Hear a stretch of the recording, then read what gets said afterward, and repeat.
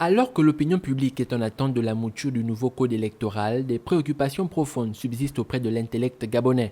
Pour l'essayiste et expert en sciences politiques Guy Arlen Ngo, la nouvelle loi électorale gabonaise devrait favoriser l'instauration d'une démocratie inclusive dans le pays.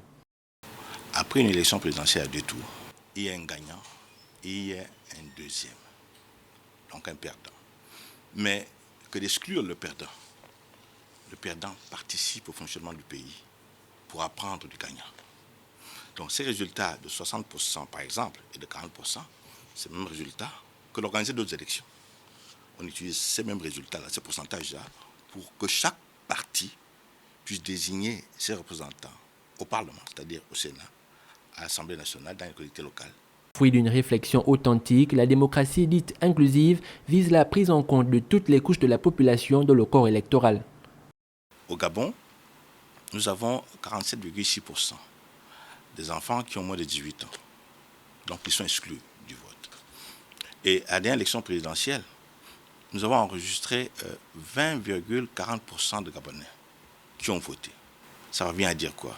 Le corps électoral représente moins de 50% de la population.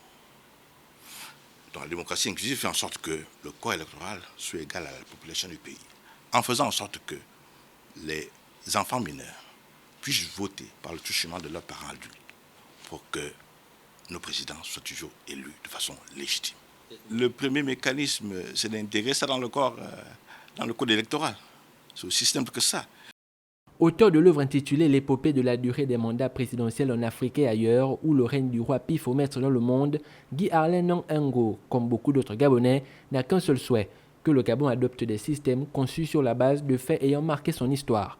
Une tâche assignée aux 29 membres de la Commission nationale pour l'élaboration de l'avant-projet du code électoral, un groupe de travail chargé de réviser les textes régissant les élections en République gabonaise, tout en y incluant les recommandations du dialogue national inclusif.